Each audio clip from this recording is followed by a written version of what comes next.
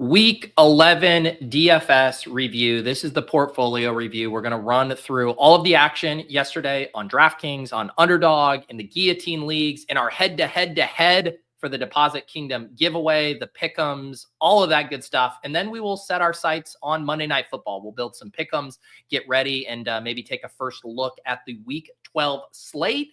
Buckle up. It's the portfolio review. We'll pour some coffee and get to reviewing what happened yesterday. I suffer from a debilitating condition known as atropic chokitis. Peter's one of the greatest depositors I've ever seen. Trust the process. Let's go. Let's go. I got auto match with Levitan. This is bullshit. If I just go the other way in that 6v6, I win all the money. All the money. If I had 150 lineups, I'd win too.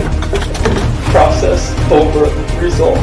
Illuminati make a bitch go crazy. I don't know which one of these my baby. Bust out AP, 35 bullets in your head like KD. Bust it, bitch go bust it. And I had 10 pints with me in Russia. Hey everyone.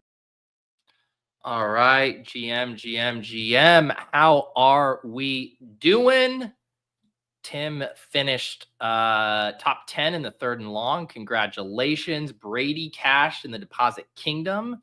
Nice job. Dale is licking his wounds, advancing better in hockey than football. What's up, Trev? What's up, AJ? Pat? You want the lotto numbers? I don't know about that. Matthew binked first and second in the big sweep yesterday. Holy shit. The power sweep? That's sick, man. Congrats. Yeah, we'll review that lineup when we get to Underdog. I had a team at the end of the cram. So that's the show we do on Sunday mornings for YouTube members. We run through the DraftKings slate. We build some pick'ems. We look at the sims a little bit. And then I normally draft one team, and the Flea Flicker, the $50 single entry contest, was open on Underdog. It had filled last week, and didn't get in it. So I hopped in there, and the team I drafted on stream finished in second place. It almost finished in first, but we can review that when we get to Underdog. What's up, Mathology? Yosh had a good day yesterday. What's up, Julio? Adam here. Jerry Judy, best ball teams. Yeah, I mean, a pretty good week for all of the dead best ball assets. You know, Marvin Mims scores a touchdown. Troy Franklin scores a touchdown. Jerry Judy has a big day. What a time to be alive. FK Coolers had a good day in the Wildcat streets.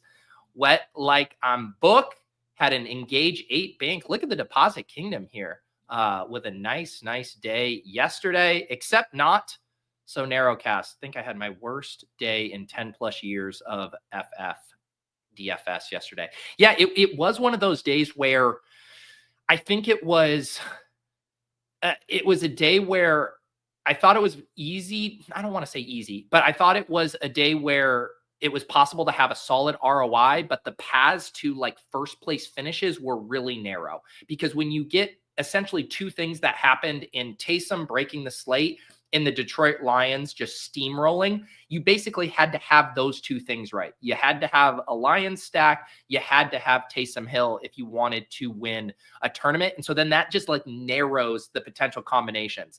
I had some Taysom teams. I liked the Taysom play, but I like the weeks better where it's like there's three tight ends who score 20 points, and that makes it possible for a bunch of different variations of lineups to, you know, compete in the top five. Yesterday, that was not the case. It was no Taysom, no money, which was disappointing, because then a guy like Brock Bowers, Jonnu Smith even had pretty good days. It just made it a lot harder to win without Taysom. Yeah, man, the cram picks, we were pretty dialed in there. What our gold star locks ended up being, I wanted to be on Jared Goff, Taysom Hill, Jameson Williams, and then I think Demario Douglas was the other one I liked. And God, I thought he was so close to a big day. That last throw at the end of the game that Drake May had the interception, I thought Douglas was open for a big play there. So yeah, the cram stuff was on point yesterday. I saw a lot of you guys had some good DFS days, so love to hear that. Waylon chopped showdown last night on the Dobbins TD run. There you go. What's up, Mark? Our winner of the head-to-head rolls. We'll review that in a second. I have that tab open. Pete Overzet Fantasy finally updated the live scoring on that head-to-head for the Deposit Kingdom giveaway. So we'll check that out. What is up, Angelina? Appreciate you. Let's get the coffee going, and then we'll pull up the lineups and dig in.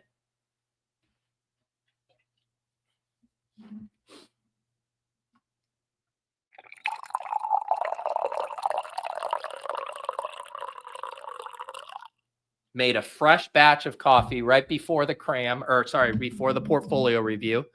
So we are topped off for the show here. And let me get into the GPP. So we'll start with DraftKings here. My best lineup was in the Big Spy. We were doing the cram yesterday, and a lot of you guys were into Drake May. I ended up being wrong on his ownership percentage. That definitely ended up being a more local steam effect. There are a lot of you guys mentioned wanting to play Drake May. I like Drake May as well. I was kind of worried he might get over 10% in small field, but I played him in the Spy nonetheless, just because I loved so many of the angles with that Patriots offense in that game. And he comes in at 5.8%. So I think that ended up being a pretty strong play at that price tag. I'll read off the lineup for our audio listeners here, along with their ownership percentages. This is in the Big Spy, the 400K Spy with 100K to first. This lineup finished in 80th place. These contests are so fucking top heavy, man. You finish in 80th place out of 4,444 entries and you get a 4X. It is what it is. Drake May at 5.8%, Breece Hall at 7.5%, Ramondre Stevenson at 5.5%, the Juwan Jennings chalk at 30%, Jacoby Myers at 15%, Demario Douglas at 3%, Taysom Hill at 3%, McCaffrey at 50%. Holy shit. He was projecting around, I think it was like 35 to 40 in small field. So 50% is kind of, whoa, buddy. Goes to show how much value was on the slate at the tight end position, at the cheap wide receivers, at defense, that people were able to routinely get up to Christian McCaffrey. Don't love CMC at 50%, even though he's always a strong play. And then I had Titans defense, who were also fairly chalky at 20%. So this lineup, it should have forced a bring back. It did not force a bring back. This was just playing the Patriots side of it with Ramondre and Demario Douglas. It had a little a 49er stack without Purdy, played Jennings and McCaffrey. Then had Breece Hall as a one-off. That really worked out, dropping 31 points there. Jacoby Myers as a one-off, who I know my guy Eli in the chat was mentioning this during the cram, that he was going to get squeezed from an ownership perspective. And I completely agreed with that. And I thought most people were going to be choosing between one of Jennings or Myers in their lineups, and ended up playing both of them here. But yeah, a little disappointing to hit on Taysom Hill 46 points at 3% and Breece Hall 31 points at 7% and not be able to do a little bit more with it. Should have just had a Lions stack with Breece Hall and Christian McCaffrey, and then I could have won all the money. But considering how I always seem to punt it off on DraftKings this year, I'm going to take a 4X. I'm not going to look a gift horse in the mouth. Feels good to be in the green. Let's see what took down first place here. Jared Goff, Gibbs, Amon-Ra St. Brown, Devon Achane, Juwan Jennings, MVS, Hunter Henry, Jonnu Smith. This is a pretty sick team here. Obviously, you get the 37 points from Goff. Gibbs and Monty kind of split that production. Neither of them went nuke, but you're definitely happy with those 19 points because it got you onto Amon-Ra St. Brown as part of the stack. He drops 41. One of the other need to have it scores, especially since he was only at 5.5% ownership. And then I really like the Achane Jonnu plays there. Again, playing a correlation without the quarterback. You don't need to have Tua. You play Achane and Jonnu. Achane really got popular too, man. Him and CMC both approaching 50% ownership, but Jonnu at 5% drops 31. And then MVS, man, what a sick play. I apologize to whoever on the cram. Someone in the cram yesterday floated MVS, and I shot it down right away. I'm like, what are we doing here? 3 targets last week. What are we chasing? Well, he does it again. He does it again. 2 receptions, 87 yards and a tutty. He comes in at 7.4% ownership. Yeah, I mean, not chalk and has the big play upside. So I will take my L on poo-pooing MVS at that ownership there. So nice lineup here from Wickman. 123, taking it down with the Jared Goff, Gibbs, and Amon-Ra. Yeah, I guess I lied when I said no Taysom, no money here. I assume you needed Jonnu to kind of keep pace if you weren't going to have Taysom. Let's see if second place. Second place didn't either. Had Cole Kmet and Jonnu. Can we find a Taysom? Here's a team. Third place had Taysom. A Bo Nix to Cortland Sutton stack with Achane, Montgomery, Puka, Jamison Williams, Hunter Henry, Taysom Hill, Bills D. So there's your best performing Taysom Hill lineup in the SPY. Yes, this is a backwards looking show, but we did get breaking news this morning that Tommy Cutlets is taking over for Danny Dimes. So yeah, that's going to be fun on Thanksgiving. I already saw some people posting that. Cowboys Giants at 4:30 p.m. Eastern, which does perfectly coincide with when I normally have Thanksgiving dinner with the in-laws. So I will not be missing that game. This is an interesting comment from Waylon. It sure seems like the key to double stacking this year has been including the running back. Do you think that is sticky going forward, or has that been a product of pricing or low sample size? I think this is a fascinating question. I think in general, I've loosened up how I think about this. In my lineup, you saw here, I had Ramondre with Drake May and Demario Douglas. And I do think the thought process, it makes such intuitive sense, right? That when it's more, we're almost trying to be more precise with how a team scores when we just do a quarterback with a double stack. We're saying they have success, but not success on the ground. And then you couple that with the meta, which is teams are just running more this year. Anyone who's playing best ball knows that you would much rather have a bunch of the early running backs than the early wide receivers. And so when you are making bets on these offenses, when we have so many players who are getting 15 plus opportunities a game, guys like Ramondre Stevenson, who are getting a ton of high value touches, work in the passing game, that really opens me up to wanting to include them in the stack. Now, I think where I don't love it quite as much, and I've still been proven wrong on this, would be the running backs that don't catch a lot of passes and where they are going to derive most of their value from rushing production and rushing TD. So a good example would be like, I'm not running over myself to use Jameis Winston and Nick Chubb in a lineup. I'm not tripping over myself to use Justin Herbert and J.K. Dobbins in a lineup. But when we're talking about Ramondre or Gibbs or Achane or Breece Hall, and obviously no one wants to use Rodgers, but if these backs have any kind of pass catching upside, I think it's a really strong angle. And the other thing I think through with the running back is I like it a lot more in small field contests. And, the SPY is still a decently sized contest, 4,444 entries, but I mean more in the context of, a milli maker where you do really have to be perfect. To me, the Gibbs play kind of shows you, and I don't have a team in the milli maker. Someone can tell me what won the milli maker.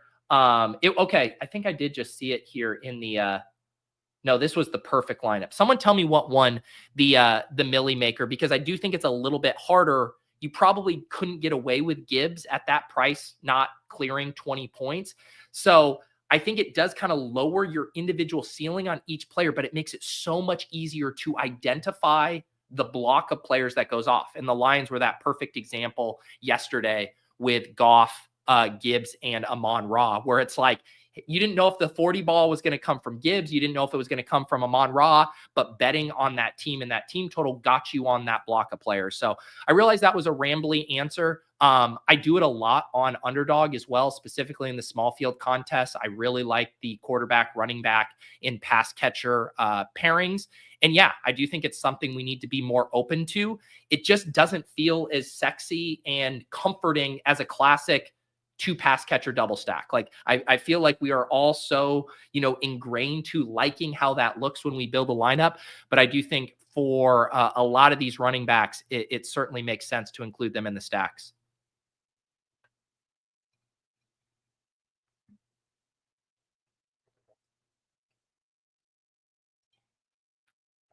Well, in the theme last year, Pat says that was the theme last year with Achane and Tyreek, and that was without the quarterback. Like a lot of those winning Dolphins pairings last year, that was one running back with Tyreek. Waddle had a couple weeks, and it was always just the running back wide receiver pairing. And I do think that's really the lesson, right? Is being contextual with the offense. How concentrated are they? Does the quarterback need to come along for the ride or not? I think it's really good to think through those individual kind of pairings and what those correlations might look like.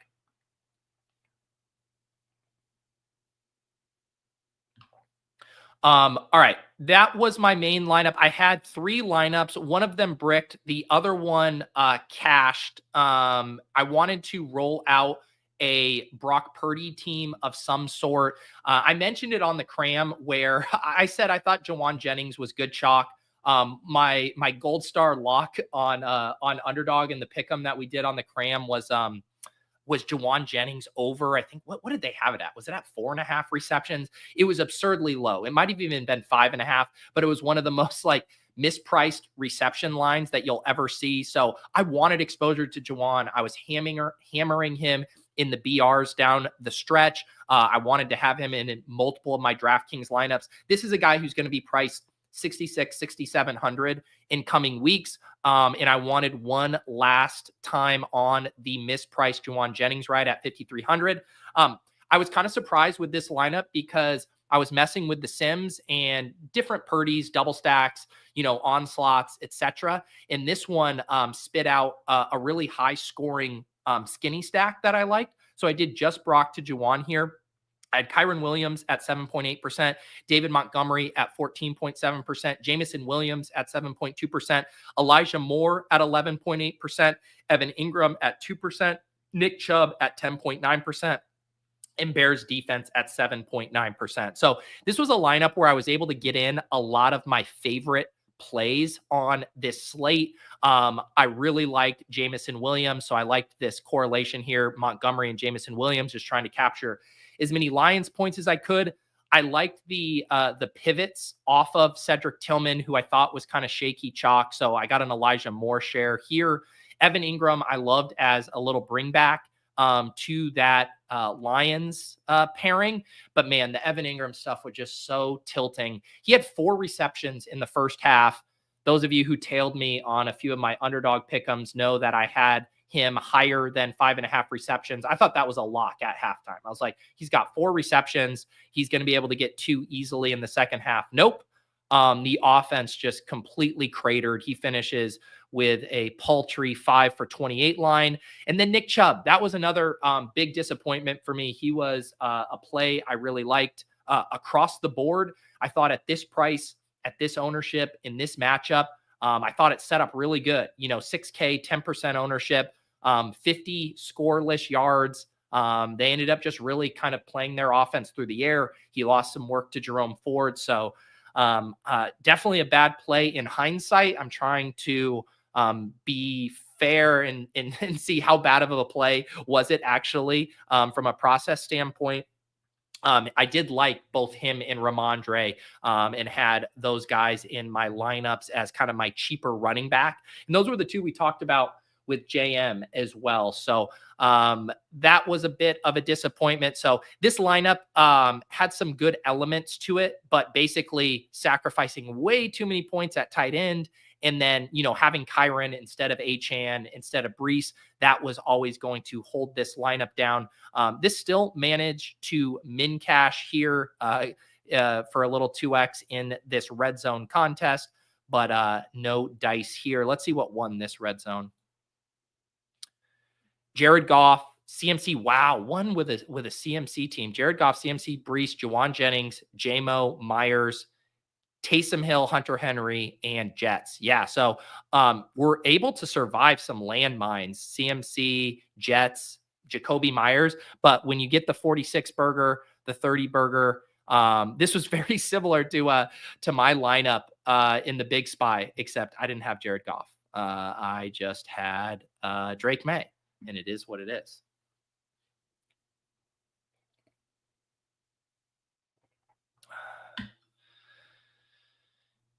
Yeah, I know, Nick.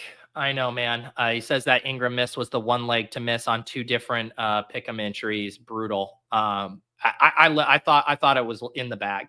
He had 3 receptions heading into, there was like 2 minutes left, and I was like, let's get one more Ingram catch in this first half. And he gets it. And I'm like, all right, we're cooking here. We're cooking. Just give us 2 more receptions in the second half. They're going to be chucking. Always hurts. Yeah, it was that one. And then Chubb, I had higher than 15.5 carries. I thought for sure he was going to get there in a positive game script, but they did not. What's up, Lewis, becoming a YouTube member? Appreciate you. I try to, undersell and over deliver, but I do really think the cram shows have been extremely valuable on Sunday mornings. If you guys aren't YouTube members, I can give you a quick little rundown of what we do. It is very true to the name of the show. We're cramming. I'm pulling it up, and we go through each position. We review the ownership, the value, the projections, and then I poll everyone in the chat who their favorite plays are, and it gives us all collectively a really good sentiment check on where the field is going to be. Because, sometimes like the Drake May thing, I was slightly off on, but a lot of times our crew is kind of good collectively as a focus group to help identify what the field's going to be doing in these medium to small field contests. So we run through that. And as I'm looking at ownership, projections, value, I give you guys some of my favorite plays on the slate. And the one nice thing about it is because I am so focused on Underdog throughout the week, I do really approach the slate through a pretty clean lens on Sunday mornings. I don't have a lot of things I'm anchored to or love that I don't want to come off of. So I think it's valuable in that regard. And then we also look sometimes at the sims, see what those are spitting out, and then we'll build some pick'ems on Underdog with those favorite plays. We'll say, who are the guys we think are undervalued? We'll do that. And then normally do a draft. We watch inactive news come in as well and react to that if there's anything we need to be updating how we think about the slate. So that's the cram on Sunday mornings. It kicks off at 10 and goes generally till 11:45 10:30 to 11:45 or noon. And then it also gets you the After Dark. I normally have guests on After Dark. This past week, I did a solo After Dark, but brought on our 3 finalists to do their draft. And why don't we actually just take a look at that while we're here?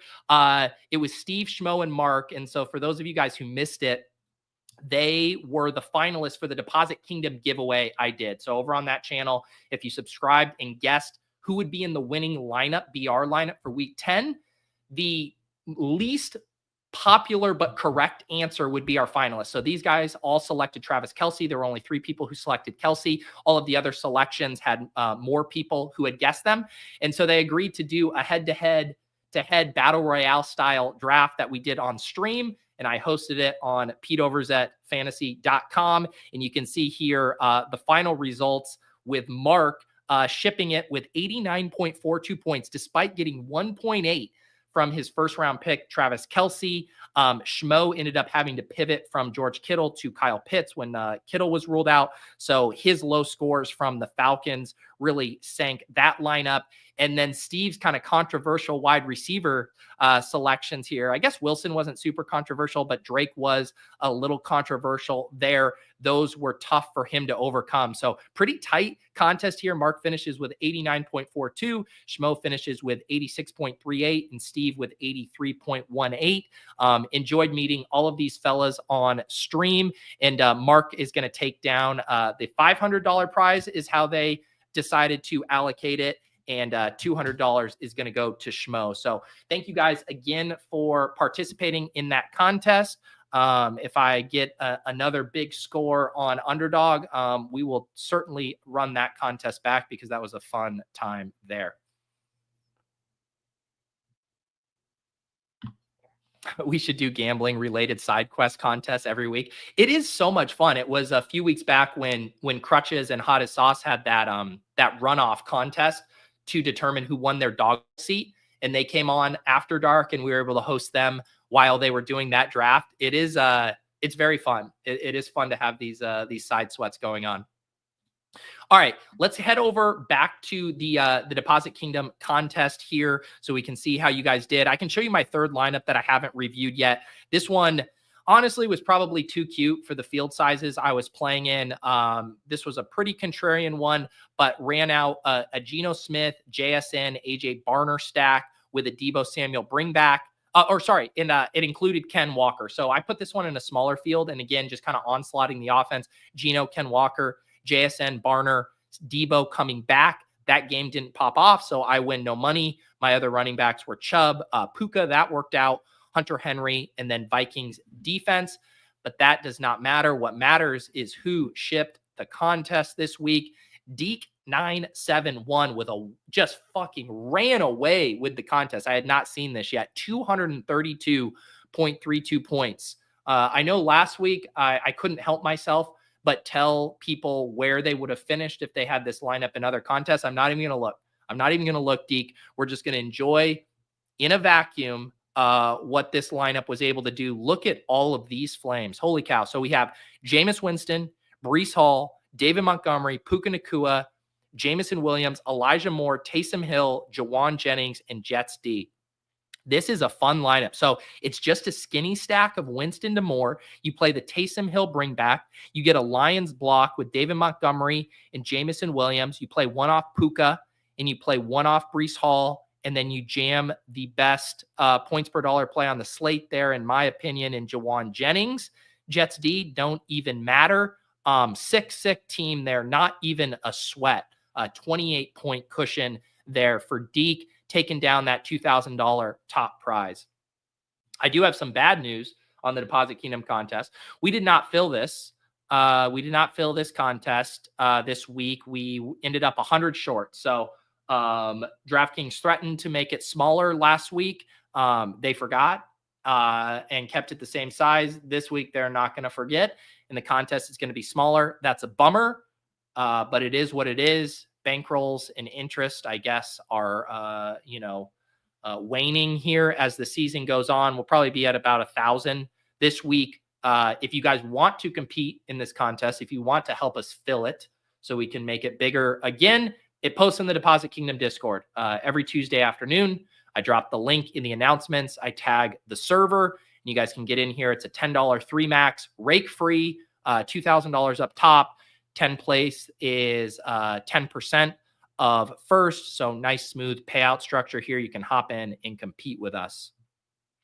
Achiever here finishes in second, also with a Jameis Winston. This was the double stack, was able to survive Tillman because they got to Taysom Hill here. Also had Jonathan Taylor and Breece Hall. Interesting. 2 running backs from the same game. You don't see that a ton, but had Jawan and Jamison Williams in Broncos D. Nice lineup there.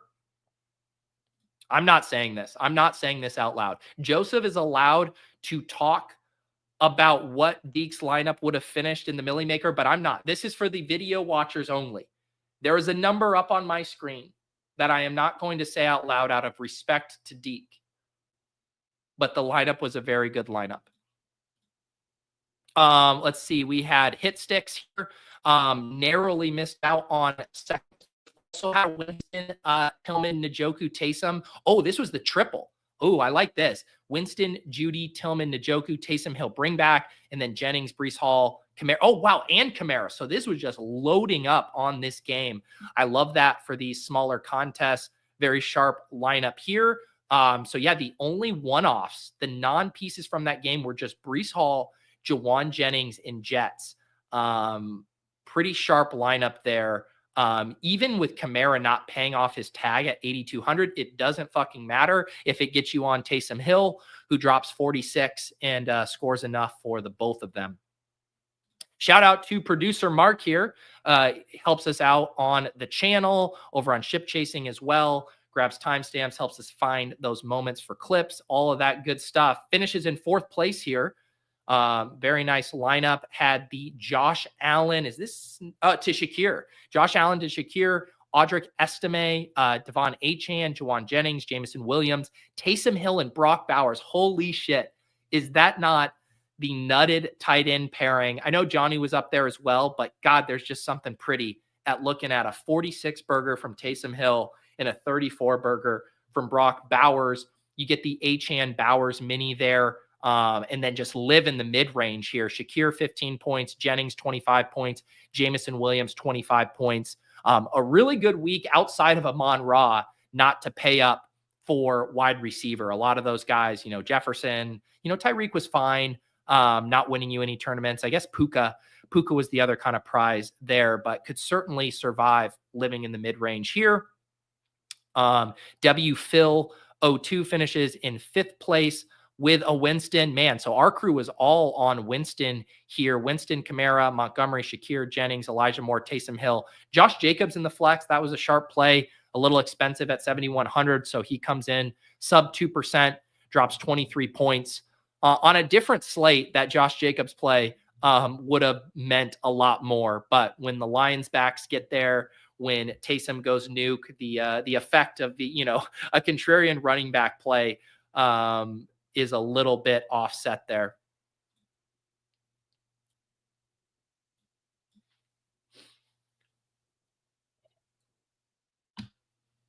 All right, I'm going to pour some more coffee here. If anyone else has a lineup they want me to review in the Deposit Kingdom because it's either so spectacular or so awful, I will take 1 to 2 suggestions for lineups to look at here.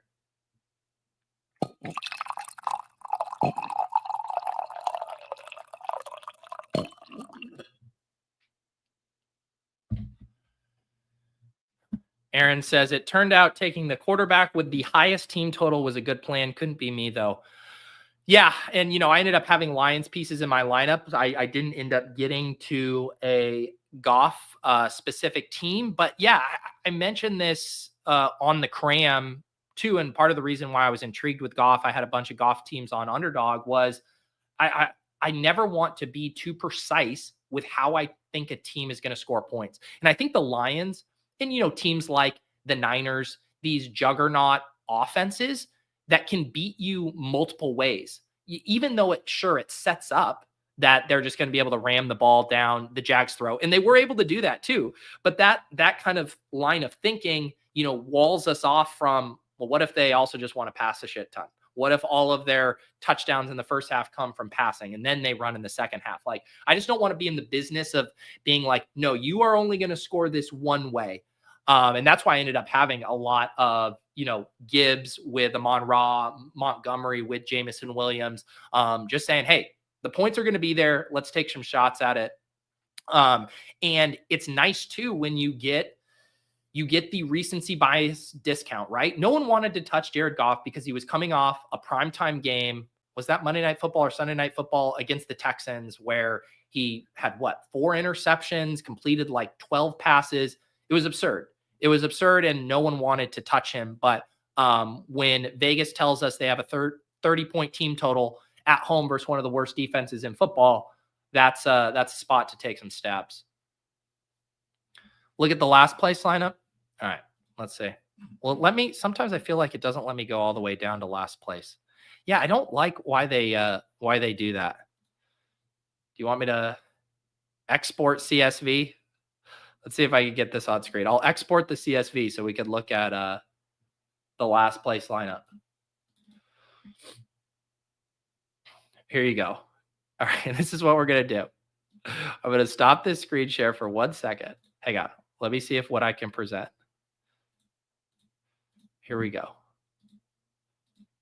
This is what we're going to do. You guys wanted to see the last place lineup. We're heading to the CSV. Isn't this good visuals here? In last place with 59.2 points is Quinn 0127. This team. Oh no. Yeah. Oh, it was an onslaught of that Pittsburgh game. So they had Russ, George Pickens, and Calvin Austin. They bring it back with Derrick Henry. God, this lineup is so high T. Derrick Henry, Nick Chubb, Travis Kelce, George Pickens, Mac Hollins, Deebo Samuel. God, Quinn might have gotten last place in the Deposit Kingdom contest But I promise you this individual can just absolutely rep out 225 pounds like it ain't no thing. All right. Enough of that.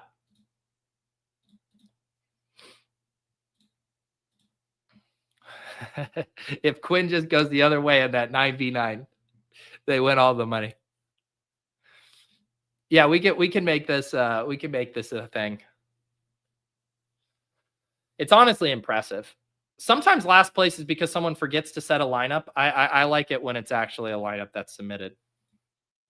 I know, man. Calvin Austin. We were getting pretty excited about Calvin Austin on DFS After Dark. We were building out some teams, simming some Rust stuff. And at the time, now ownership did change on it. Ownership came up on Calvin Austin, so it wasn't simming quite as well. But when we were running it on Saturday night on After Dark, just to see what graded out best for Rust skinny stacks, Calvin Austin was showing up just as much as is George Pickens in those skinny stacks there. So we had all gotten excited about Calvin Austin, and that was not the move.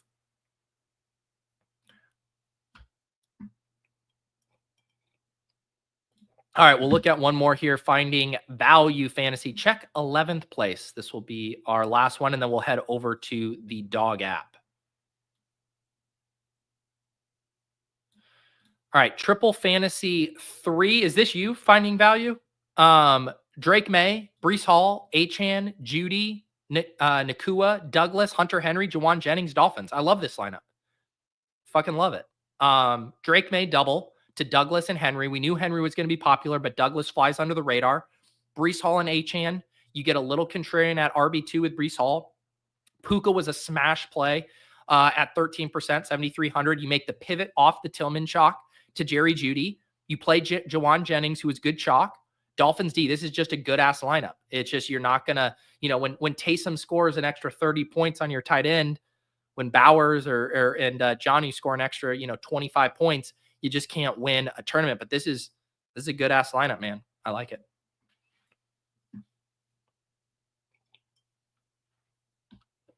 All right. Is this true, Mathology? Your +1 for Dallas is Tyler? That's incredible. I love that.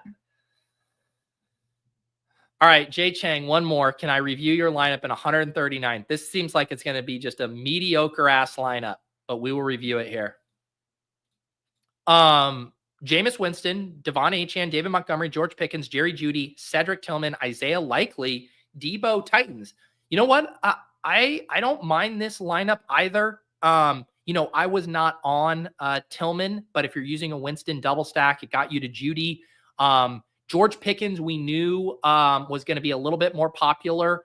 Can someone tell me what Pickens was in one of the big ones? I guess I could just tab through. I'm kind of curious what he came in the big contest relative to the small ones, because I thought his ownership would stay in check. It clearly didn't in the Deposit Kingdom, and I want to know how wrong I was on that. I thought Jawan Jennings opening up as a mega value would keep Pickens a little bit more in check.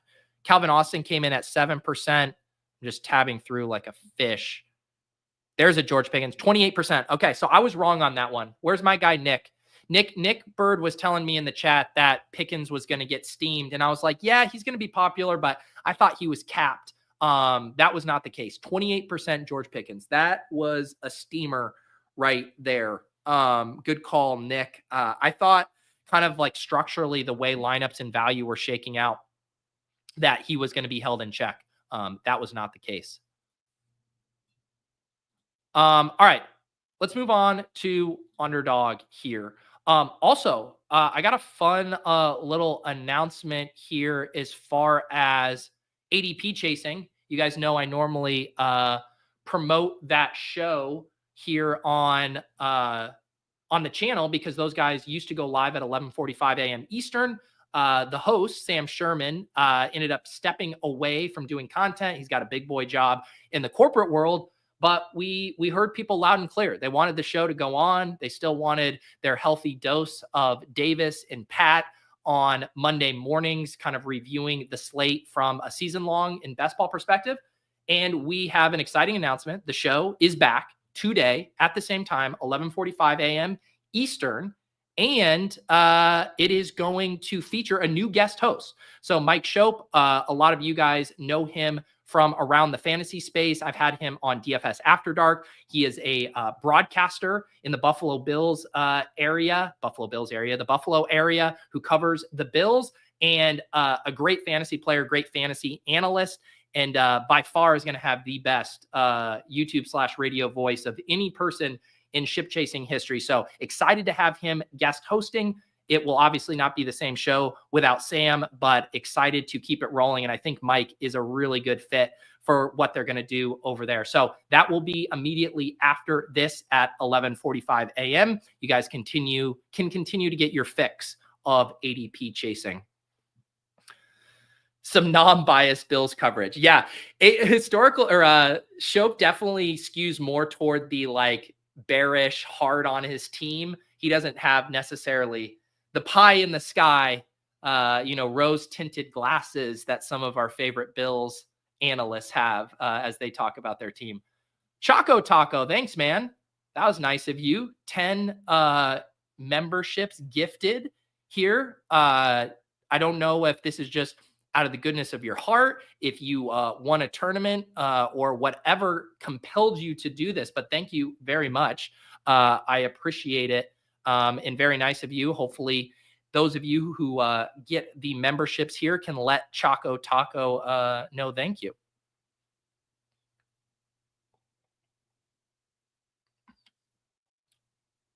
Okay. Also, since we pulled up the membership thing again, I have already booked my guest for this Saturday night, having John Boy Beats on. John Boy has been on the channel before. He is an underdog crusher, a man in the sheets, splicing and slicing the data for us. He's also had some really big hits recently in both the NFL streets and in the NBA street. So excited for an After Dark show with him. That is available to members. If you are Best Ball Value Hounds or the Hand Builder and Opto Bros tier, you get access to those After Dark shows. If you want access to just the, if you want access to the cram, then you got to be that top tier, the Hand Builder and Opto Bros, and that gives you access to everything. And also make sure you guys are in the Discord, because you can unlock some private channels in there depending on your YouTube membership as well. The Deposit Kingdom Discord link is down below, and there's instructions in the FAQ on how to sync your YouTube account with your Discord, and it will automatically unlock those channels for you. Okay, here's Choco Taco. Had a good day yesterday. 3 in the top 20 of DeBomb. Appreciate your content. Awesome, man. What's your username? I'll take a look at DeBomb right here. Oh, there you are, Choco Taco. Beautiful. Bound 33-1. Bound is in the Deposit Kingdom Discord. Shout out Bound here. And then here's our guy, Choco Taco. Let's take a look at this lineup. Holy cow. Patrick Mahomes, Derrick Henry, Brees, Amon-Ra, Kupp, and Taysom. This is, man, if this isn't the beauty of small field and what you can kind of get away with, like you would look at a lineup and you would say, how the hell could you win $4,000 with Patrick Mahomes and Derrick Henry yesterday?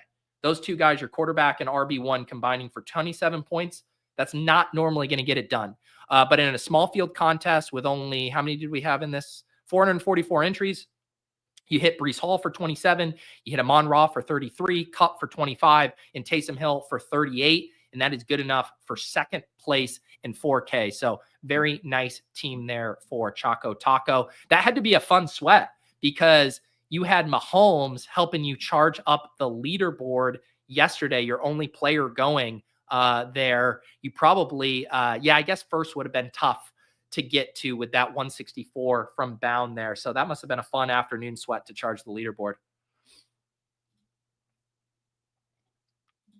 I saw that, Jonathan. We will take a look at it. Let's see. There's a lot we can cover here.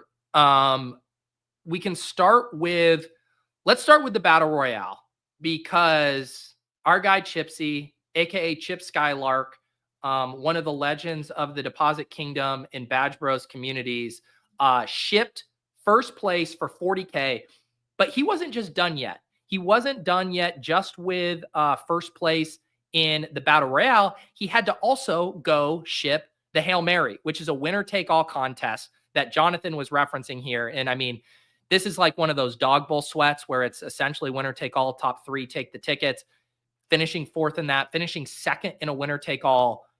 It's disgusting. And, you know, Chip couldn't just let Jonathan have this one. Chip couldn't just say, hey, I'm going to win the 40K.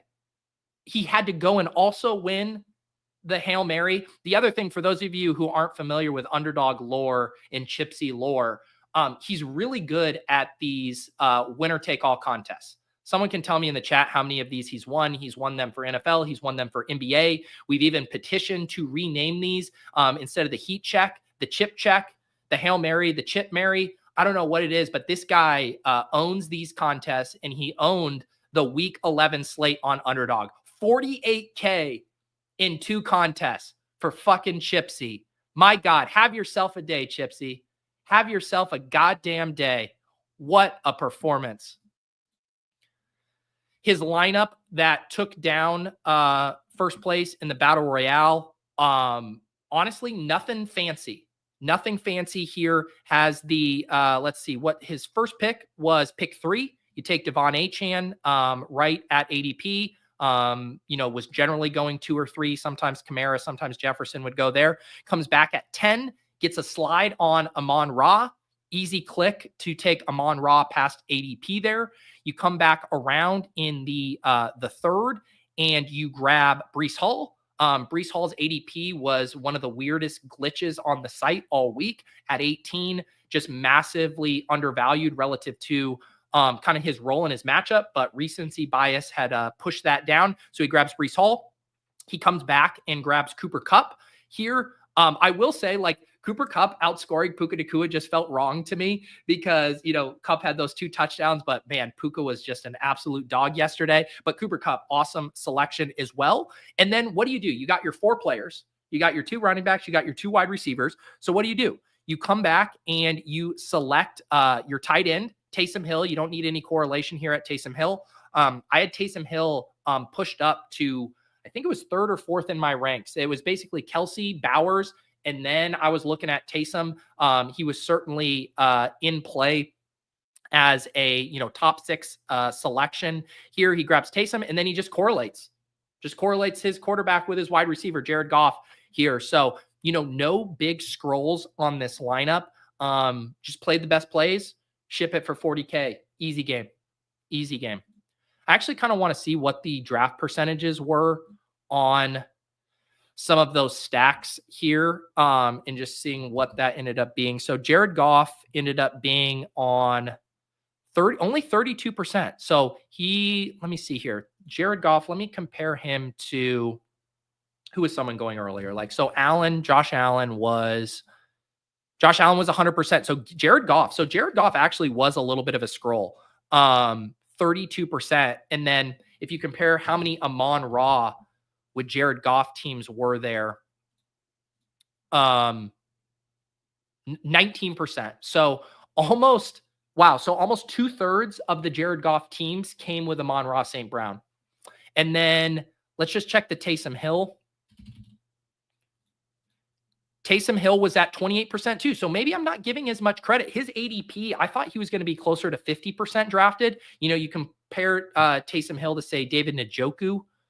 David Njoku is 90%. So that actually surprises me. You actually got, I was shortchanging the scroll nature of Goff and Taysom there. Their ADPs look to be a little fake, as in the, you know, tight end 5, 6, 7, 8. That ownership was more spread out and less condensed than it normally is, where it can just be all on the tight end 5, all on the tight end 6. Same with the Jared Goff.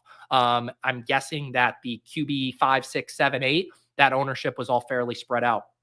So very sick there. And then let's just see, you know, if you have Goff, I'm curious how many Goff, Amon-Ra, Taysom teams there were, because this is really what you're competing against yesterday.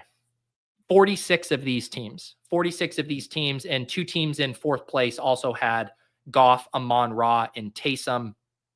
But yeah, awesome lineup there from Chipsy, finishing in 1st place, 178 points. We couldn't even give this dude a sweat. He was in the Discord trying to pretend like he had a sweat. Trust me, I would have done the same thing. I would have been, it ain't over till the fat lady sings, but he had this in the bag. he had this in the bag. He runs away with this with 10-point cushion. Congratulations again to Chipsy here. I also see Joka here from the Deposit Kingdom Discord had a nice team in 6th place. A rare 3 wide receiver team. It's no one tell him what he would have finished if he had taken Achane here instead of Justin Jefferson. No one tell Joka that. But Jared Goff, Breece Hall, Justin Jefferson, Amon-Ra, Puka, and Taysom Hill. Very, very good team here as well. Let's see, my guy Yosh, who a couple weeks ago had that big hit in the Wildcat, says he finished in 19th. Oh, nice. 19th here for $1,200. I was telling Yosh that this is his Liam year. So Yosh is a big Lions fan. Gets to roll out a Jared Goff, Jahmyr Gibbs, Amon-Ra stack, play Kenneth Walker, Taysom, and Judy. Judy was a really nice scroll this week at an ADP of 35.9. To get 23 points there from a scroll is very nice. Just Kenneth Walker, man. Yeah, it's basically like, the 3 running backs in the Kenneth Walker range that I was clicking was Ken Walker, Aaron Jones, and Josh Jacobs. So obviously Aaron Jones was a big landmine. Kenneth Walker was middling, had to kind of get to Josh Jacobs in that range. But man, very close to another monster day. So congratulations there, Yosh. I maxed the Battle Royale again last week or this week, had 150 entries in there, ended up being slightly profitable, returned about $1,500 there. So just a little bit over my buy-ins. Had 2 teams finish top 100. Nothing really to write home about. Did have 1 Stafford double stack. I mainly, I think I only had 1 Stafford double stack across all my BR entries, but did get to 1 here. It was Stafford with Achane, Gibbs, Puka, Cooper Kupp, and Taysom Hill. Shows what an insane week it was, where you're like, if you told me I got 28 from Stafford, 21 from Puka, 25 from Kupp, 38 from Taysom, and both of my running backs scored over 18, I would be like, I'm probably finishing top 10, right? But no, had to have Amon-Ra. That score just separated in such a big way. Amon-Ra scoring 33 points. You really needed that along with Goff, who both separated from the other quarterbacks. That's just like 15 to 20 points. That is hard to make up. My other team that finished up here, this was one I drafted on Sunday morning. I remember drafting this because I did a batch of Anthony Richardson teams, and I wanted Richardson with Breece Hall on a few squads. So this little kind of correlation worked out well. Was not going to, force any stacks with Anthony Richardson and pass catchers or JT, but I liked the Richardson Breece mini. Then this had Gibbs and Amon-Ra, Deebo Samuel, and Taysom Hill. This was the one team I had looked at to kind of sweat on Sunday when we entered the late games, because it was at 146 points with Deebo Samuel. So I'm like, all right, if we get a decent Deebo Samuel game, give me 15 points, 15 to 20 points, we get up to, 165. I was like, this team could crash top 10 with a good Deebo game, but was not meant to be. Should have just taken Juwan Jennings on this roster. I had a lot of Deebo yesterday. I can show you my exposures. Jahmyr Gibbs, 27%, Deebo, 27%, Kamara, 23, Kyron, 22, Puka, 22. My saving grace here was Taysom. I had Taysom as my most drafted tight end here at 20%. But yeah, some of the top end ones, kind of a mixed bag, Gibbs, solid. But then Deebo, Kamara, Kyron, all busts. Puka, and then Taysom, big hits. Kelsey, big bust. Breece here was solid too. Amon-Ra, I was clicking a good bit here at 19%. Brock Bowers at 18. So feel pretty good about my play and my exposures and kind of what I was on yesterday. And definitely a kind of a different week for me in the BR, because I'm normally like all or nothing. Like I'm either, bricking hard or getting a team up there. So to have a day where we essentially break even in the contest, a little rare for me, but feel good about my overall play. Look at you guys in the chat. Super generous with this. Appreciate you, Yosh, with the super chat here. Thanks for everything. Great year for the Deposit Kingdom. Let's keep it going. I know, man, this has been obviously it's easy to be enjoying the year when you're doing well, but I've been having a ton of fun this year. I feel like we're all in this deposit kingdom pretty dialed in right now, and excited to keep it rolling. I literally got a little bummed out yesterday when I was thinking through how few like main slates we have left. I'm like, man, we're on to week 12.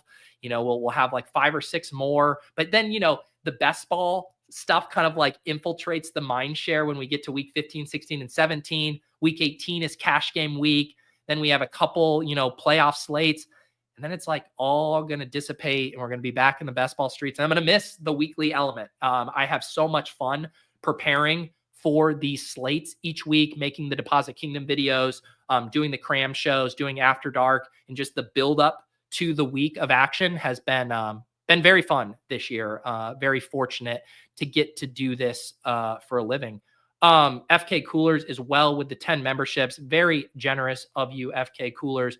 Appreciate you as well. What did you here we go. I got to see FK Coolers. Took down the Wildcat yesterday and wanted to pay it forward because your shows are always packed with great info. Really helps the weekly grind. Let's check out your lineup here in the Wildcat. I had just tossed a few entries in here at the beginning of the week. FK Coolers takes it down 10K. Look at this team. I love it. Bo Nix, who was our gem over in the Deposit Kingdom video, he drops 28.78 points here. Devon Achane and Breece Hall, pretty nutted running back pairing there. You get Amon-Ra and Cooper Kupp, and then Taysom Hill. Just a clean lineup here, not forcing any correlations. Bo Nix and Taysom Hill, a really good quarterback tight end pairing, just because both of those, you don't really need to worry about correlation with them. And then just the best plays again there, Achane, Breece Hall, Amon-Ra, Cooper Kupp. And is pretty cool that you were able to win a tournament without Jared Goff, but you hit on Amon-Ra and Cooper Kupp and Taysom Hill. So very sick team there, Coolers.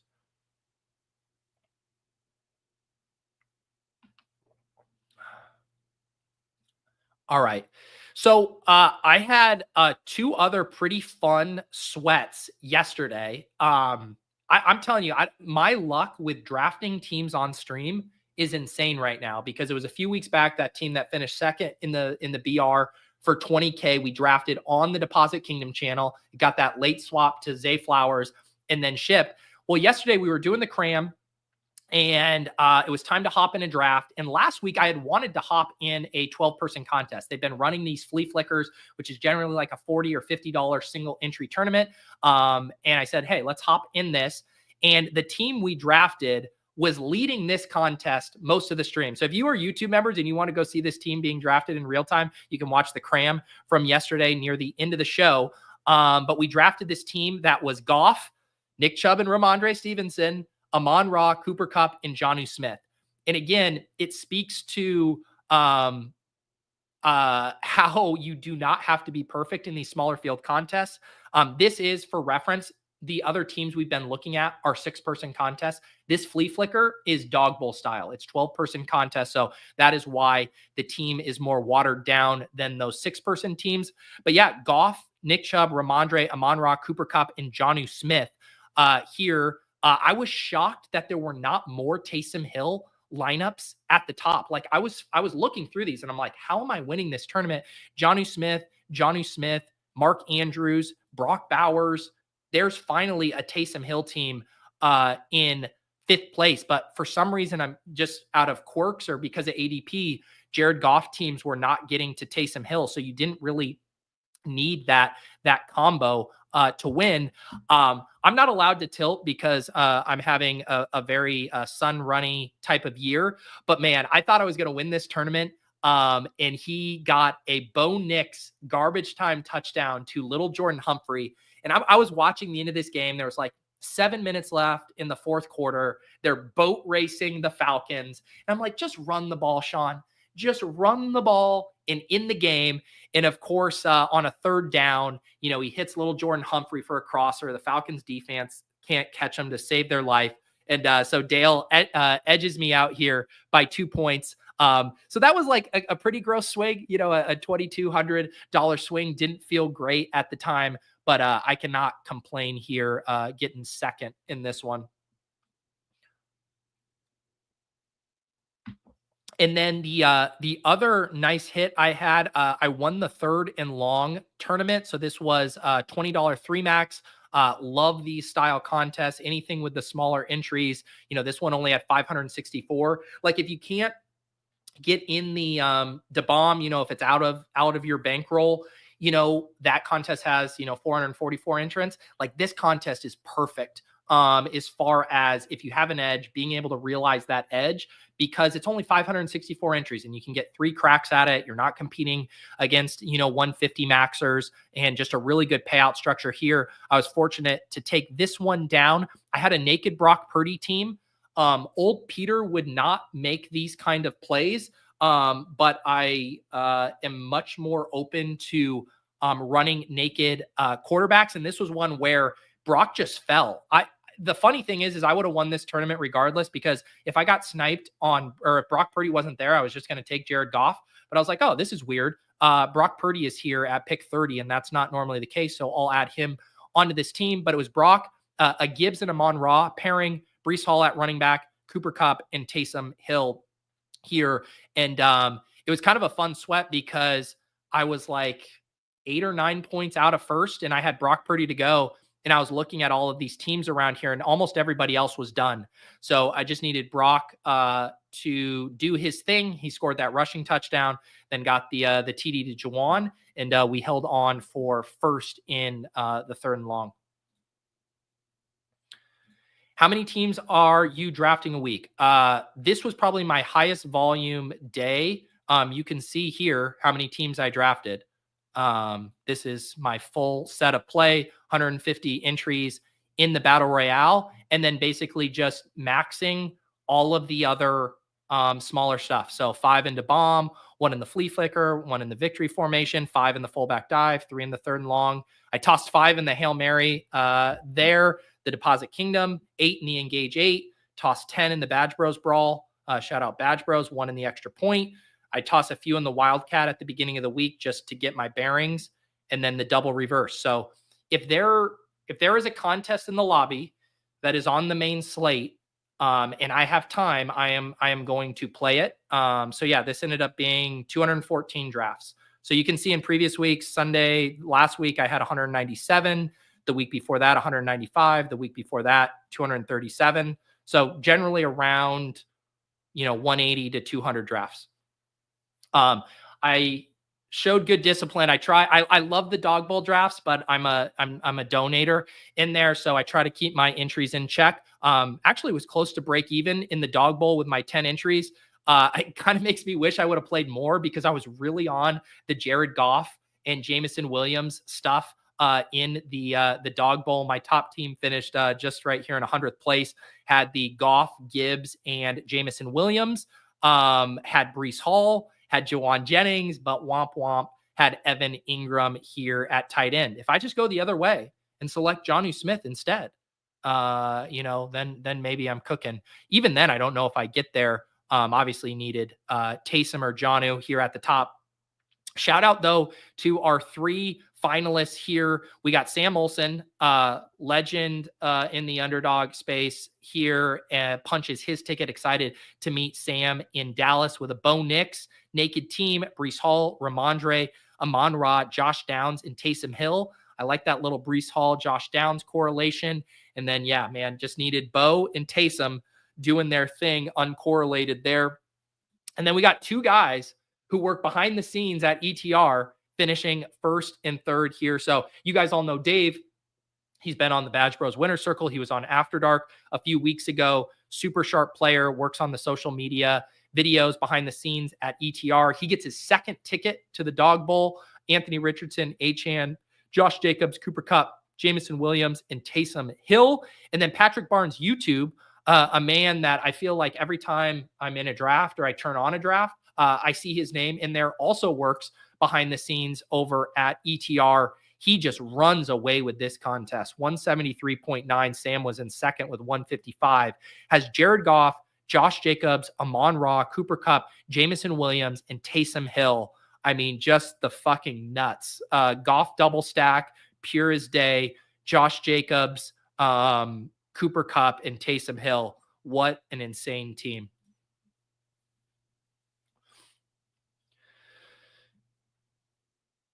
Pat says that DFS After Dark episode with Dave was awesome. Yeah, that was the day, the night before I had the BR team that finished 20K, and I was hungover as shit that day because we went for like 3 hours and was drinking a lot and having a good time with Dave, and he was sharing a lot of good stuff. I will say, like, I understand where this comment's coming from. Fatty says I can't hit tourneys and guys hitting 2 dog bowls. The one thing I will say is this isn't like some random lightning strikes twice in the same spot. If you go listen to that After Dark with Dave and you hear what his process is for these dog bowls, the kind of volume he's getting in, like he's legitimately putting in 100+ entries a lot of weeks. He has a very defined process. He is keeping track of his own draft boards. One of the benefits of doing 100 drafts is you can basically create your own ADP database because there's no ADP for the dog bowl. If you're not familiar, the ADPs in the 12-person contest, like the Flea Flicker, like the dog bowls, those are the ADPs from the BRs. They don't have their own ADP. And so to get good data on what is actually happening in these contests, you really need to kind of create your own ADP set. So if you do 100+ drafts, you have a pretty good ADP set. So he's tracking all of that. There was a lot of hard work that goes into it. And he's not the only one. There are a lot of these dog bowl crushers who invest significant time, significant money, significant, strategy into being good at this specific contest. So it is one of those things where hard work is rewarded. And I just don't have the time to develop a process for the 12-person drafts that I think would make it worth it for me to put more than a handful of entries in each week. But this game is one that definitely rewards the people who put the most effort in. Other than Mathology, who just gets to go on a work trip, have some big cocktails, and then come home and just draft the shipper, from the hotel room. That's the dream right there. But these guys are working their ass off to punch seats to this contest. Yeah, Pat says he learned some good nuggets from that show with Dave. That's one of the funnest things. Like, I love those After Dark shows. One, because it's just fun to bring on cool, smart people from the space, but a lot of people are willing to share things from their process that they don't have to, right? You could easily hoard that information to themselves. Kind of reminds me, we had Petty Theft on Lulz this past week. I was trying to pry him for some DFS strategy nuggets on his way out, and he shared some things that I thought were legitimately helpful if you were paying close attention there. So yeah, we're very fortunate that a lot of these top players are willing to kind of let us take a peek under the hood, so to speak. And yeah, that is the other nice thing. Obviously, like, some of those at the end of those shows will do slate specific stuff, build a team, but normally the first part of those After Dark shows are completely evergreen, just conversations about process and all of that good stuff. Okay, so that was the Dog Bowl.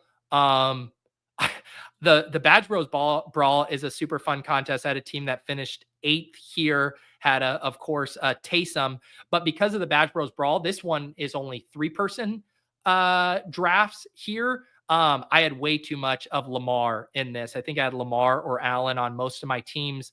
Didn't do a ton of scrolling in these, but finished 8th with a Taysom Hill team.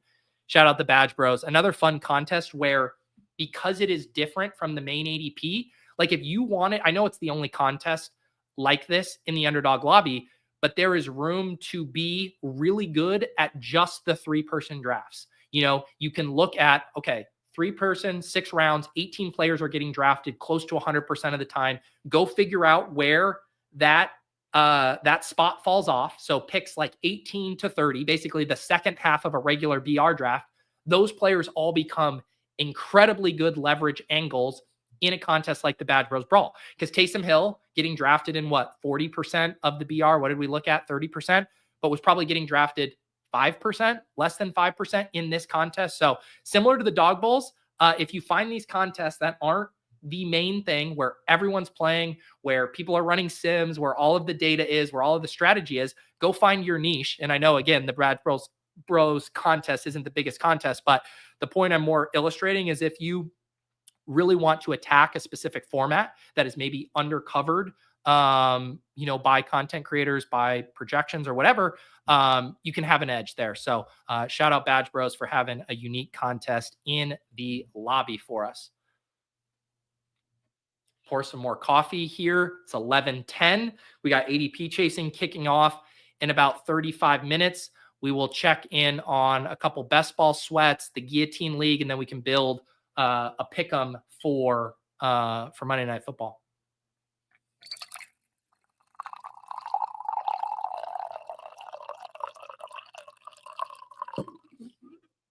All right, let's see what's going on in the best ball streets. I want to say it was going to end up being a solid day for me just based on my exposures. I know some of my top exposure guys had touchdowns yesterday. This always helps set the table. Zach Charbonnet at the top didn't do anything. Malik Neighbors on bye, but maybe Tommy Cutlets can unlock Malik Neighbors here. Chase Brown, loving this. He has been on fire lately. Brock Bowers smashes yesterday. That's good. We'll see how Rico does tonight. Jonathan Brooks continues to be on a season-long bye. Zay Flowers scored but didn't go nuke. Troy Franklin finally finds the end zone yesterday. Bucky on bye. Davis doesn't do anything. Xavier Worthy had some nice moments yesterday. He seems like he's coming on a little bit. Keon Coleman injured. JSN still pretty solid day, even with DK Metcalf back in. George Kittle on bye/injury. Nico returns tonight. We'll see how that goes. Jordan Addison scored a TD. So not that bad of a day at the top end for me here. As always, we are on bbmdb.com, the wonderful site created by Patrick Donovan. Throw him a tip or a shout when you get a chance if you guys spend significant time on this site. But let's see how our Best Ball Mania bags are looking with one game left in week 11. So I'm at 23 of 150, advancing 15.3%. I take back everything nice I just said about Patrick because he says I'm expected to advance 21.7 instead of my full 23. I'd like my money back. Patrick, I am certainly going to advance all 23 of these, if not a couple of more. I don't think I have any new teams. I guess this is a different team in first place for me. Normally, we always stare at that Chase Brown, Zach Moss team I have. And now we're going to stare at a Daniel Jones one. At least we have Bryce Young back and playing. So this team is Joe Burrow, Bryce Young, Daniel Jones, Jahmyr Gibbs, James Cook, Chase Brown, Zach Charbonnet, Will Shipley. So a little kind of anchor RB team here with Gibbs, Cook, Brown holding it down for me. Marvin Harrison, Zay Flowers, T. Higgins, Jerry Jeudy, Leggett, Troy Franklin, Jermaine Burton, Wan'Dale Robinson, and then the double tight end there of George Kittle, Brock Bowers. Don't mind this team. It'd be nice to get a little bit more from my running back 4 or 5. So we'll see if anything can break well there.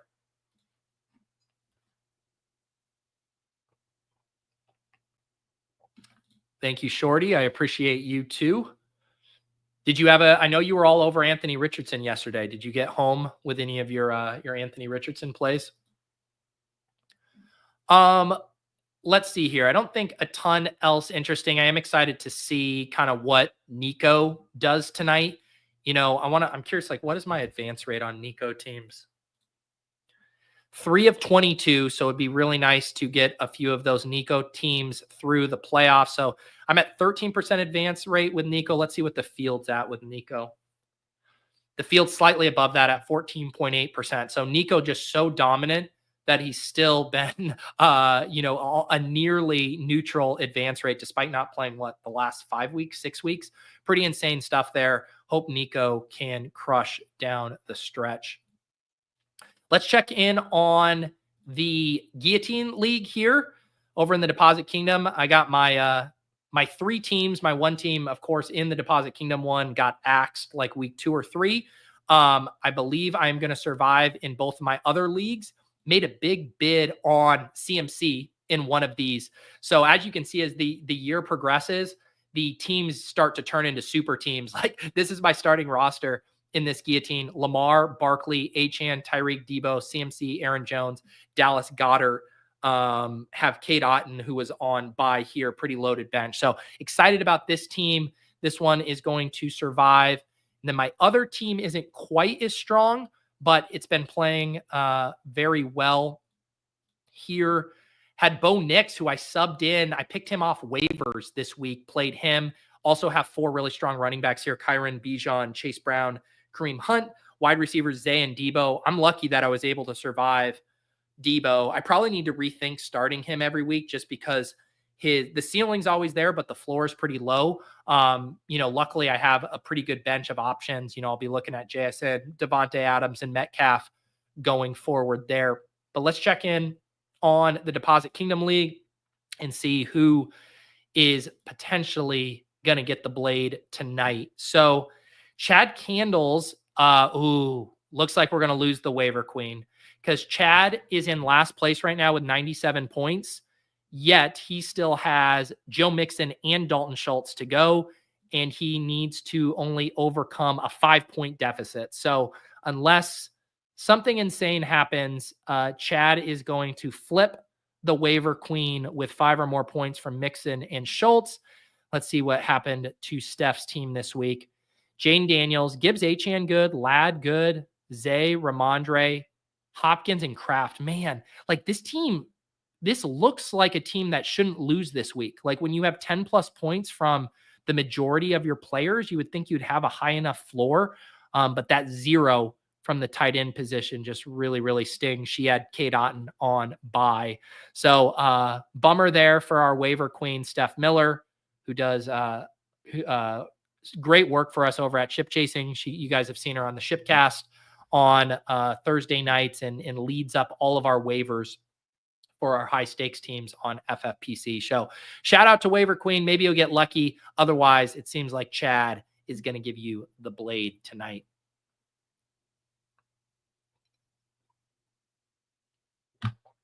Andy says my team was in last place until that Dobbins TD at the end of the game. Bad beat for the Waiver Queen. Oh yeah, man, that Dobbins, what was that with like 18 seconds left? Dude, I just randomly, like I didn't play Showdown last night. I had some primetime Palooza teams going. I tilted that sequence at the goal line so hard where they went, what was it? Was it a Gus Edwards carry, then 2 straight Hassan Haskins carries, and then finally they give it to J.K. Dobbins who leaps into the end zone. But man, was I tilting that. Because it's like, Dobbins has been so good this year, and I understand it. They paid Gus Edwards money. Gus Edwards has a role. Gus Edwards isn't going away. But to fucking use Hassan Haskins as your goal line back, and I know it worked for them once last week or whatever, but man, a 3-way split at running back where the top 2 guys aren't getting goal line carries is the stuff of nightmares. So shout out to J.K. Dobbins. It just wasn't that touchdown run either. He had that play on second down where he was dead to rights. He should have been tackled in the backfield when the Chargers were driving, and it would have been like a 3rd and long. And he just wiggles his way out of the tackle and turns it into a first down. I love J.K. Dobbins. The Chargers need to stop fucking around and give him the rock. Matt Hudson got his horns today. What contest did you win, Matt? What contest did you win? Congratulations, dude. Luis, was there a review of the Deposit Kingdom contest? There was, man. See my show order down below. Right there. We did GPPs and then we did Battle Royale. You can go back and watch the review for the. Or no, you're right. I'm so wrong. Sorry for being an asshole. I forgot to look at the Deposit Kingdom contest. I thought you meant the DraftKings one. Thank you for the reminder. That's my bad. Sorry for being condescending and saying we already did it. Thank you for pulling me back here. Piri24 took down the Deposit Kingdom contest here. 159.58 points. Had a Lions onslaught here. Good shit. Love doing this kind of style team in these small fields. I did one like this with the Niners in DeBomb, but Goff, Gibbs, Amon-Ra, Jameson. Normally it's just like, man, it's probably too thin for the large field BR. But holy shit, this is the exact kind of lineup to run in a contest like this. Then you have Brees and Brock Bowers. Super sharp team from Piri24. Love seeing that take it down. J Black 773 had a Goff, Gibbs, and Amon-Ra with Brees, Cooper Kupp, and David Njoku. Another nice team, but just really hard to beat a Taysom or Brock Bowers team this week. And then ASAP Tuna who I always see doing good here, had Goff, CMC, Brees, Amon-Ra, Debo, Taysom. Wow. So despite only getting 16 points from the Niners there, still able to finish in third thanks to Goff, Amon-Ra, and Taysom. Ooh, and shout out Nez. Shout out Nez here, finishing in 6th place with a Lamar, Brees, Josh Jacobs, Amon-Ra, Zay, and Taysom Hill team. Really nice running back combo there of Brees and Jacobs. You get Amon-Ra. Just needed a little bit more from that Lamar to Zay stack. And then, of course, Patrick Barnes YouTube. It wasn't enough to ship the dog bowl seat. Has a Tua to Tyreek stack, Kyron, Brees Hall, Amon-Ra, and Taysom Hill. So congratulations here to our Deposit Kingdom League. We did not fill this contest, though, which is a huge bummer. So we will need to end up making this smaller.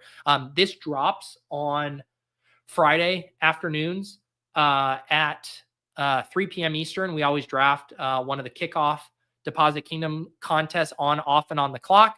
Make sure you guys get your 3 entries into this. I showed you the 3rd and long earlier.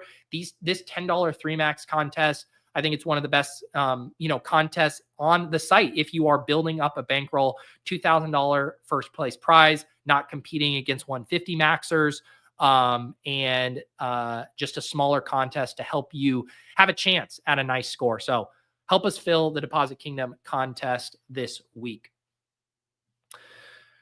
All right, we did Guillotine. We did Best Ball Sweats. We circled back to the Deposit Kingdom, which I forgot. Let's check out Monday Night Football here. I was doing a little research here. We certainly have some interesting angles as far as Nico Collins being back, as far as the Cowboys being absolute dog shit.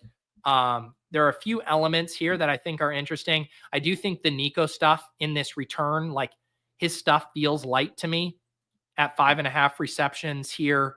I think with his ADOT, playing it through the yards is probably the best way to kind of play Nico. In his 3 previous games, he was well over 71 yards. I think you could also just play the touchdown for Nico as well. He's been a touchdown monster, and we're getting a 1.17. So I definitely want to use something with Nico.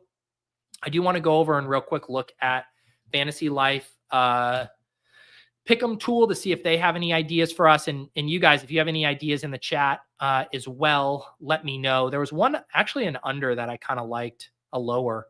Yes, and it was this one. I hadn't even looked at this, but Jalen Brooks, lower receiving yards, was something that looked good to me as far as ancillary pieces on really bad passing offenses. Always seem like good bets. And I just want to make sure that, his role, he only played 47%, ran 40% of the routes. He did have a pretty decent targets per route run. But I didn't mind the idea of this Jalen Brooks lower here on Underdog. It is a tougher matchup for them. Texans have been pretty good against receivers. They held Amon-Ra to a pretty low scoring game last week. So if we have the stomach for it, I do like the Jalen Brooks lower, and it would be nice to show that we know ball here for once. I'm trying to think what would be better. Maybe just receptions. What is his ADOT? He does have a bigger ADOT, so I think maybe just playing it as receptions. I mean, you look here, he has not, he's had 2 receptions in some of these games, but I think playing the lower there on receptions is probably a better sweat, that he just doesn't get 2 catches.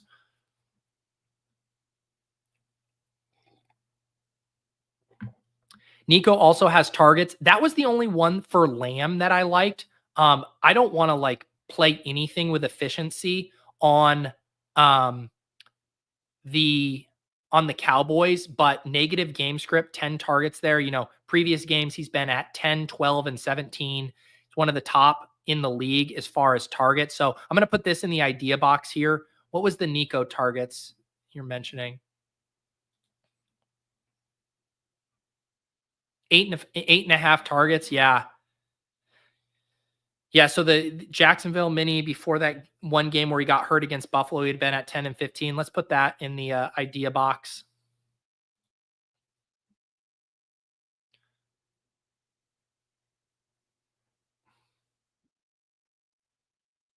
Sorry, Lewis. I didn't put together that was your username who won. Congratulations on taking down the Deposit Kingdom. Love that team. Let me check out HA. Do we think there's a chance Cooper Rush gets bends? Fading Rush with under pass attempts or completions has only gone over once in previous starts. Side note, Lance has 18.75x multiplier for a TD. Is that any TD or rushing receiving? That's interesting. What is the Cooper Rush stuff at? That would certainly correlate well with an entry where we did Brooks lower reception. So he's gone under pass attempts or completions. Yeah, I'm always a little weary to do passing attempts. But man, 32 is a lot. Completions. What's he been at? I always hate that I can't see what the let me go see what he's been at for completions. So he's been at 13, 13, 8. That seems like a smash. Under, they are giving it 0.92. What if you take it down to 17.5 for a multiplier there, or do we just keep it at the 19.5? What do we like better there? Completion or attempts at 32? Man, that is a lot of attempts. He got to 23 and 25. And what were those game scripts for those Cowboys games?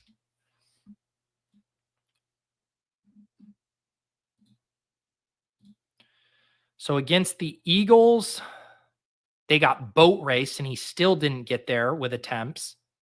And then against the Falcons, it was a close game where they were trailing 2 and he didn't get there. Man, I almost kind of like how big that pass attempts number is. He's been at 23 and 25 and has to get to 32. And it seems like you guys like the idea of a QB switch in game. So I think Cooper Rush lowers make a ton of sense.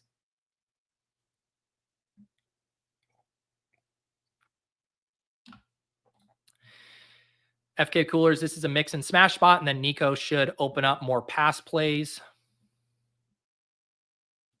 Yeah, I'm not chasing Tank Dell under yards because I need him to suck for fantasy.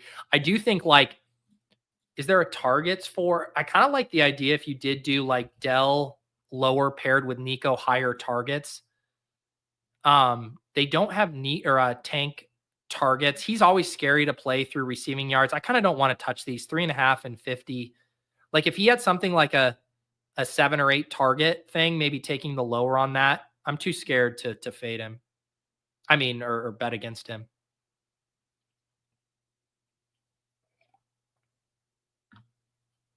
I think my preferred way to play Lamb is just through targets.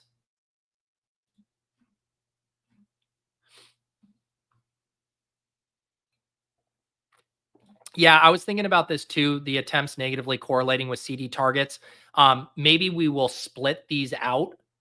Maybe we run 2, one that is maybe a little bit more of the up-tempo game. Maybe we do one that's Mixon, Lamb, and Nico targets. And then maybe we do one that is Jalen Brooks, Cooper Rush, lowers. Maybe we do end up using Mixon over in that one. And then in this one, we have a Lamb targets and Nico targets and kind of play more of a kind of a slop it up fest. And then one that's more like a slower route for the Texans. Let's see here. I don't hate that thought. I also want to just look at the fantasy life ideas. I got so excited that they were on the Jalen Brooks with me. So yeah, someone had mentioned the rushing yards for CD. That is very low. Joe Mixon, higher receiving yards. Nico higher. There's the Rico lower rush receiving. I honestly don't mind that. 80.5 is a big number for Rico. Tank Dell, there is the lower on rushing receiving TDs. I kind of, man, that actually doesn't seem bad. I know it's a 0.73, but that does seem like decent value. It seems like a Rico lower could make sense. What's our favorite mix-in? Because I think this will be helpful. Because I definitely want to do something with mix-in. So it likes all the mix-in hires as far as receiving yards, rush receiving yards, or rushing yards. What is your guys' favorite mix-in?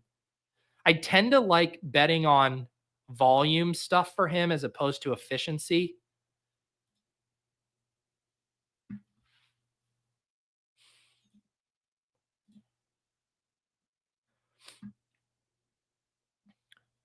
Let's put CD and Nico in our back pocket. So we got this Jalen Brooks lower and this Cooper Rush lower for passing attempts. I think this pairs decent with Mixon, and I think it pairs well with Mixon rushing, right? We want really long drives for the Texans here that just limits the overall play volume for the Cowboys. Dallas has been giving a lot of running back receiving yards. See, that's kind of interesting. Yeah, and he's been at 44 and 32. Let's just really quickly check out Mixon's utilization lately as far as in the passing game and if he's losing any pass work. I know they use Agumbawale. Let's just look at the most recent, past couple weeks. So Dare is running a few routes. They phased. It's basically just been only Dare. They use JJ Taylor for one snap. So Dare's getting a little bit of pass work, but it's more for pass blocking. He's not even getting targeted. I guess in week 9, he had 3 targets, but was that a negative game script for the Texans? I kind of like the mix in receiving yard stuff. Fantasy Life likes it here, higher receiving yards. He's been over this number in multiple games, 44 and 32. He didn't have a catch against the Jets. Man, I'm torn on what do we like more. I think like maybe the better value is taking him higher than 15.5 receiving yards. The better like game script angle is taking over 21 rush attempts. What do you guys think? I think I probably lean to rushing attempts just for the story of this. Pierce is healthy.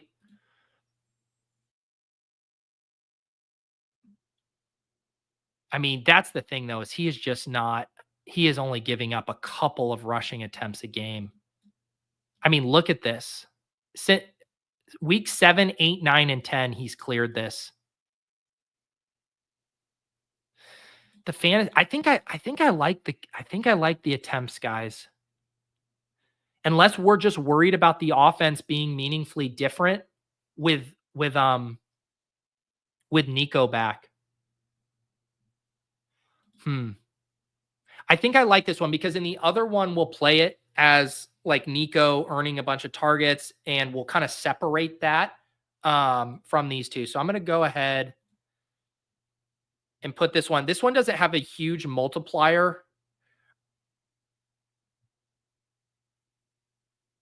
but I do think I like this.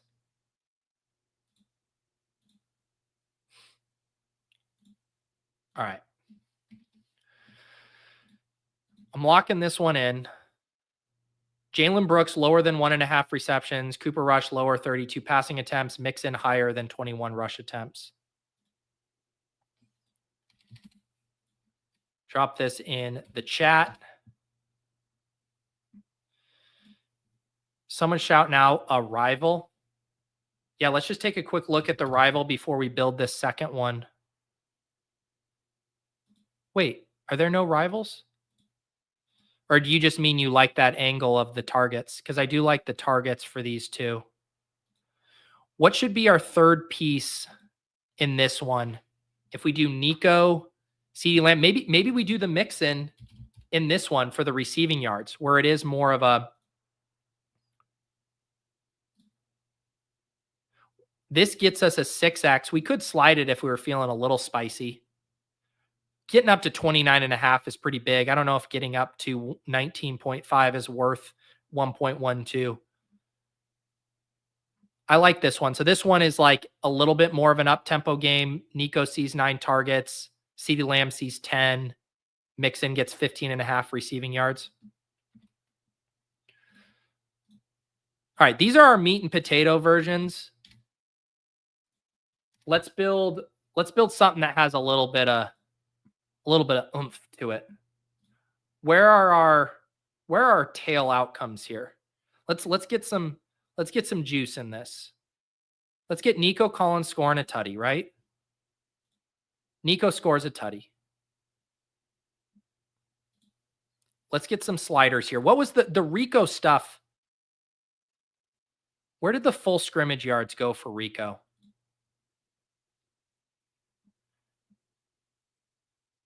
I want to slide somebody.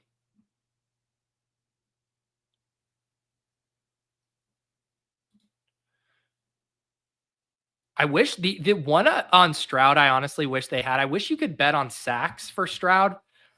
The Cowboys actually have a decent pass rush, and like Stroud just fucking loves taking sacks. But I don't see anything there. I don't know if I want to do a Lamb tutty. Ferg receptions isn't the worst. Let's just go look at the DVP stuff here real quick just to see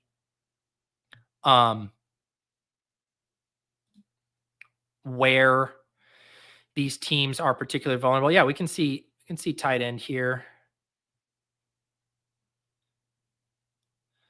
So the Texans have been really stiff against tight end. They have one of the lowest fantasy boosts there. So I don't know if I love that Ferg stuff with shaky quarterback play. Let's check out the running back boost.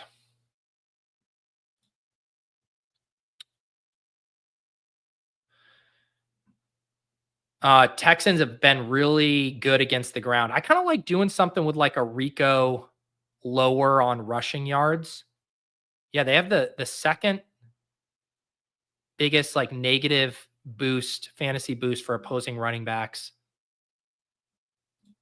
And let's just quickly check what the Cowboys were doing last week.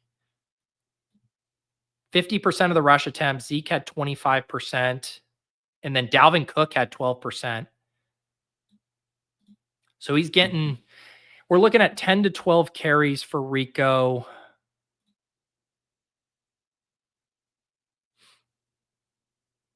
Do you know what? Does this number seem high to you guys? 4 rushing, receiving first downs for Rico.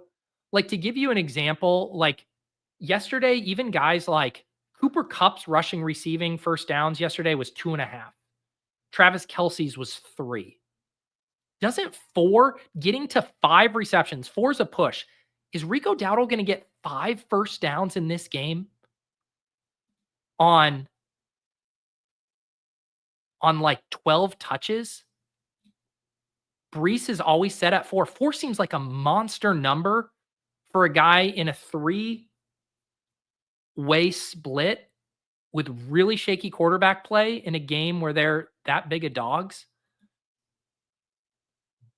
I mean, that's really probably the only way that this like gets dusted. But man, the more I look at that, I really like that.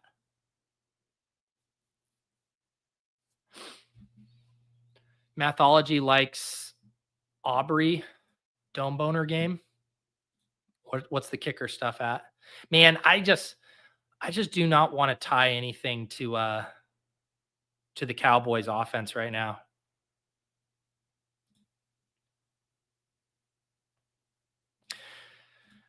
Didn't McCarthy just say they were going to workhorse Dowdle? I don't know what he said. All I know is 4 rushing first downs. This is what they give historical anomalies just said it. Like Brees, all of these top running backs are set at 4 in much better spots. So like, let's go see what is Mixon's at. Okay, Mixon is at 5.5, but yeah, 4 just feels like a big number for Rico in this offense. I kind of like I like taking the lower on first downs. Let's get one more in here. I would like to get some kind of slide.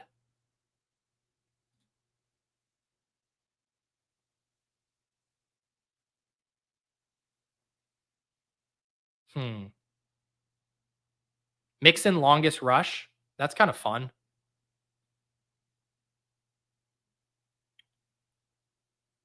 Where is it? Do they not give us a slide on it? Ooh, this is kind of fun because I did want a sack angle. Man, I would love this if someone helps me know IDP here so I can play that angle that I like of Stroud taking a sack. Hit 2 sacks last week, 0 the week before, 0. 6.5 total punts. That's hilarious.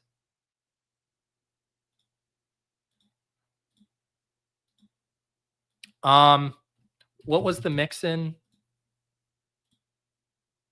Longest, was it longest rush we were looking at? Does anyone know what he's been at? I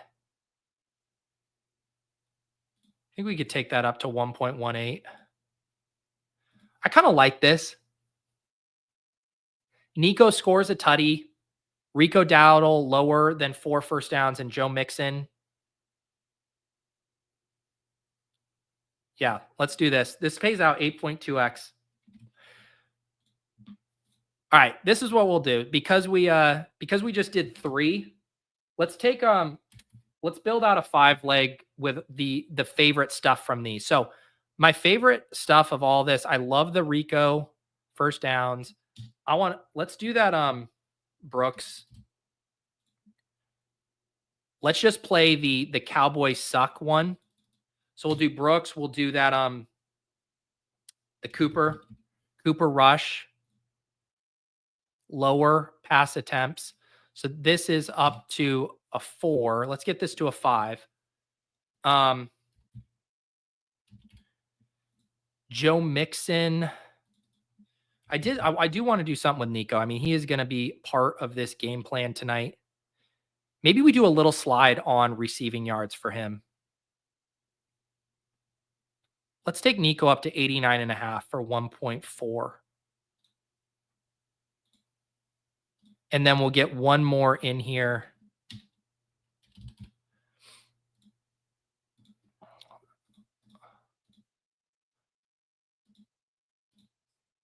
Oh, sorry, one sec. I got to get...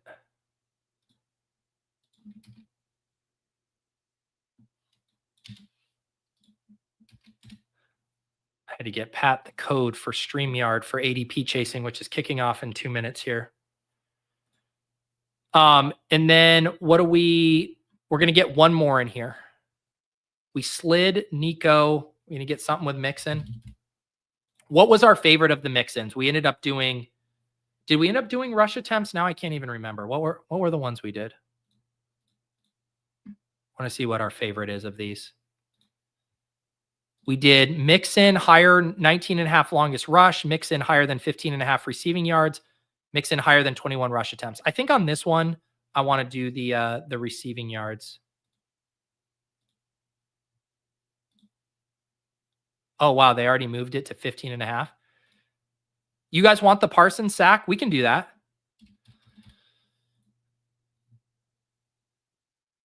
It's even money. Mixon lower first downs correlates with Nico. Mixon TD is that negative? 0.79. Ugh, I don't like that.